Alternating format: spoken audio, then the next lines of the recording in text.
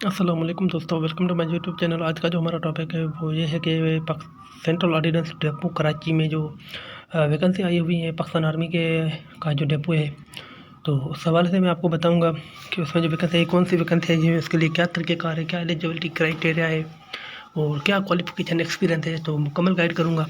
उसके बाद भी अगर आपका कोई सवाल या क्वेश्चन रह जाए तो आप मुझसे कमेंट सेक्शन में पूछ सकते हैं, मैं आपको कम्प्लीटली गाइड करूँगा। तो चलिए वीडियो स्टार्ट करते हैं। वीडियो स्टार्ट करने से पहले अगर आपने मेरे चैनल को सब्सक्राइब नहीं किया तो सब्सक्राइब करें, लाइक करें और साथ ही साथ बेल आइकॉन पर क्लिक करें ताकि मेरी हर नई आने वाली वीडियो की जो नोटिफिकेशन है आपको मिलती रहे और जो जॉब है उसके लास्ट डेट से पहले पहले आपको उस जॉब का पता लग सके। तो चलिए वीडियो स्टार्ट करते हैं। यहाँ पे सबसे पहले हमारे पास उसका एड्रेस लिखा हुआ है कि central ordnance depot Rashid Binhas road Karachi 15, ये उसका एड्रेस है। और ये ना नीचे हमारे पास वैकेंसीज़ है। तो सबसे पहला जो कॉलम है हमारे पास सीरियल नंबर का है, उसके बाद दूसरे कॉलम में ये नंबर आप असामी नाम असामी का यानी जो आपके पास वैकेंसी है जॉब है उसका नाम है। तीसरे नंबर कॉलम में बीपीएस लिखा हुआ है, कौन सा स्केल होगा। चौथे नंबर कॉलम में कितनी वैकेंसी है, ये नंबर ऑफ़ वैकेंसी लिखा है। और उसके बाद जो कॉलम आ जाता है हमारे पास 5वें नंबर पे, वो है कोटा या सूबा, यानी किस सूबे के लिए कोटा है, वो कोटा है किस सूबे का कोटा है। उसके बाद हमारे पास जो छठा कॉलम आ जाता है वो तालीम है या तजुर्बा, जो क्वालिफिकेशन एक्सपीरियंस है। लास्ट में हमारे पास आ जाता है उम्र, एज, यानी एज आपकी कितनी रिक्वायर्ड है। तो सबसे पहले हमारे पास आ जाता है असिस्टेंट, जिसका बीपीएस 15 है और वैकेंसी उसके लिए एक है। ये पंजाब के लिए कोटा है और उसके लिए जो आपके पास क्वालिफिकेशन होनी चाहिए वो ग्रेजुएशन होनी चाहिए और कंप्यूटर का बेसिक नॉलेज आपके पास कंप्यूटर की होनी चाहिए। और जब आप सिलेक्शन हो जाएंगे तो प्रमोशन के लिए यानी वहाँ पे आपने 6 हफ्ते का बेसिक आईटी का कोर्स पास करना लाजमी होगा। वो खुद कोर्स कराते हैं और आपने वो मतलब वो पढ़ के और उसके बाद जब वो पेपर लेंगे तो आपने पास करना होगा। तो ये कोई इतना मुश्किल नहीं होता, बिल्कुल बेसिक सा कोर्स होता है और कोई मसला नहीं होता। सिलेक्शन होने के बाद वो पास हो जाता है, इतना कोई ख़ास इसका इशू नहीं है। और उसके बाद जो एज है आपकी वो 18 से 30 साल तक होनी चाहिए। दूसरे नंबर पे डेटा एंट्री ऑपरेटर है, इसका बीपीएस 14 है, इसके लिए भी एक वैकेंसी है पंजाब के लिए वो भी। और बैचलर आपकी कंप्यूटर साइंस में होनी चाहिए। और उसके बाद उम्र इसके लिए भी 18 से 30 है। उसके बाद स्टोरमैन है, स्टोरमैन के लिए भी आपके पास 7वां इसके लिए 9 इसकी वैकेंसीज़ हैं, यानी इसके लिए जो वैकेंसी है वो 9 है। पंजाब के लिए 4, खैबर पख्तूनख्वा के लिए 1 और बलूचिस्तान के लिए 2, आज़ाद कश्मीर के लिए 1 और गिलगित या फाटा के लिए भी 1 है। तो इसके लिए क्या है आपके पास, तो वो ये है कि मैट्रिक होना चाहिए, क्वालिफिकेशन और तजुर्बा होना चाहिए स्टोरमैन में थोड़ा बहुत, जितना भी हो मतलब तजुर्बा होना चाहिए। और एज उसके लिए 18 से 30 साल होनी चाहिए। उसके बाद आ जाता है हमारे पास गेट कीपर के 7वां इसके लिए एक वैकेंसी है पंजाब के लिए और मैट्रिक होनी चाहिए। और अगर कोई आर्मी से सर्विस से रिटायर्ड बंदा है तो एनसीओ या जेसीओ, तो उसको ये मतलब जो होगी उसके लिए उसको तरजीह देते हैं जी। उसके लिए एज 18 से 30 साल होनी चाहिए। उसके बाद जो आ जाता है हमारे पास लास्ट में ये आ जाती है पेंटर, मेटल वर्कर, नायब कासज, वेटर, अनस्किल्ड यानी जो मतलब लेबर और सेंट्री वर्कर, ये जो सारी हैं जिम से लेके नीचे जो भी आ जाती है, पेंटर से लेके नीचे सेंट्री वर्कर तक, ये सारी कराची के लिए है। और इनकी जो इसका जो बेसिक इसके लिए पेंटर और मेटल वर्क का तीन है और बाकी नायब कासज से नीचे सेंट्री वर्कर तक एक बेसिक बीपीएस है, यानी जो स्केल होगा एक है उनका। और वैकेंसी सबके लिए एक है और इनके लिए प्राइमरी होनी चाहिए। और प्राइमरी के बाद जो आपके पास उस शोबे के हिसाब से आपके पास तजुर्बा होना चाहिए। जैसे पेंटर है तो पेंटर का थोड़ा बहुत तजुर्बा होना चाहिए, मेटल वर्कर को मेटल वर्कर में वर्क में तजुर्बा होना चाहिए। इसी तरह वेटर को जो वेटर है हमारे पास उसका उसमें तजुर्बा हो। और उम्र सबके लिए 18 से 30 साल है।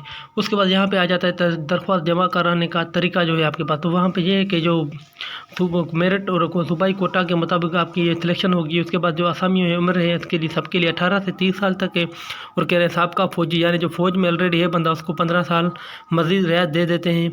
और जो शेड्यूल्ड कास्ट हो जाते हैं, जैसे हमारे पास कम्युनिटी है, कबायली इलाके हैं, जैसे आज़ाद कश्मीर, गिलगित बल्तिस्तान, सिंध रूरल या बलूचिस्तान रूरल के अफराद के लिए 3 साल की मज़ीद रियायत होगी। 18 से 3 है, मतलब 30 तक है, लेकिन उनके लिए 3 साल और भी रियायत होगी। और उसके बाद 5वें नंबर पर कह रहा है कि सरकारी या कॉन्ट्रैक्ट पे जो बंदे काम कर रहे हैं मुलाजिम हैं वो उसको 2 साल मतलब उनकी कम से कम 2 साल सर्विस अगर हुई है, उन्होंने की है 2 साल सर्विस, तो उनको 10 साल की रियायत दी जाएगी। और उसके बाद कह रहा है कि सरकारी मुलाजमन जो अप्लाई करेंगे वो NOC लेके मतलब प्रॉपर चैनल अप्लाई उनको करना होगा। उसके बाद माजूर कोटा भी आपके इनके लिए माजूर को कह रहे हैं अफराद के लिए उम्र की 10 साल रियायत है। माजूरों को जो डिसेबल पर्सन है उनको 10 ईयर्स की रिलैक्सेशन है। और उसके बाद हमारे पास आ जाता है जो ख्वातीन का है कोटा, उनका भी 10% है और 5% के लिए फीस है और माजूर कोटा भी है 2%। उसके बाद कह रहे हैं कि ख्वाहिशमंद जो हजरात हैं अपनी दरख्वास्तें हैं वो मुकम्मल क्वालिफ़िकेशन, शनाख्ती कार्ड, तालीमी सर्टिफिकेट्स, डोमिसाइल की कॉपी और मोबाइल नंबर के साथ। और कह रहे हैं कि 200 रुपये पे ऑर्डर या बैंक ड्राफ्ट के ज़रिए। मतलब इसमें पोस्ट जो ये कह रहे हैं पोस्टल ऑर्डर है वो काबिल कबूल नहीं होगा। पे ऑर्डर होना चाहिए 200 रुपये का, जहाँ बैंक ड्राफ्ट होना चाहिए आपके पास। और ये 200 रुपये BPS 7 से ऊपर वाले दो देंगे, उनसे नीचे वाले के लिए कोई चार्जेस नहीं है। ये बैंक चार्जेस जो हैं 200 रुपये की वो BPS 7 यानी 7वें स्केल से ऊपर, अगर 7वें स्केल में आप अप्लाई कर रहे हैं या उससे ऊपर कर रहे हैं तो आपने ये चीज़ जमा करानी है। और कह रहे हैं कि और वो ये चीज़ें आपने कहाँ भेजनी है तो commandant central ordnance depot Rashid Minhas road Karachi, वहाँ पे आपने भिजवा देनी है।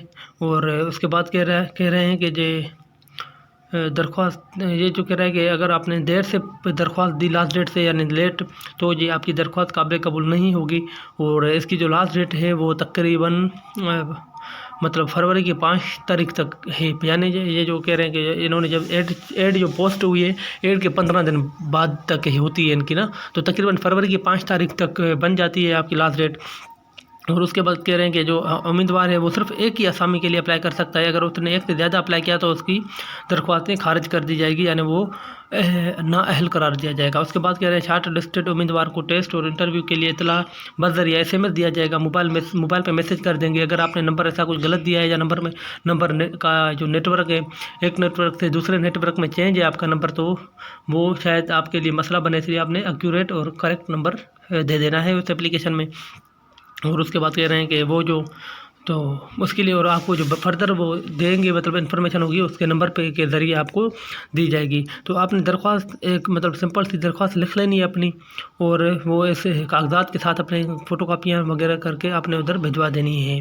शनाख्ती कार्ड की कॉपी होनी चाहिए आपके पास, क्वालिफ़िकेशन एक्सपीरियंस जो भी कागजात आपके होते हैं डोमिसाइल वगैरह उनकी फ़ोटोकॉपियाँ करवा के आपने उधर दे देनी है। और सिंपल सा एक एप्लीकेशन फॉर्म होता है वो आपको किसी कंप्यूटर की शॉप से मिल जाएगा। अगर आपको फिर भी नहीं मिलता, कोई मसला आता है तो आप मुझे बता दें, मैं आपको प्रोवाइड कर लूँगा वो भी।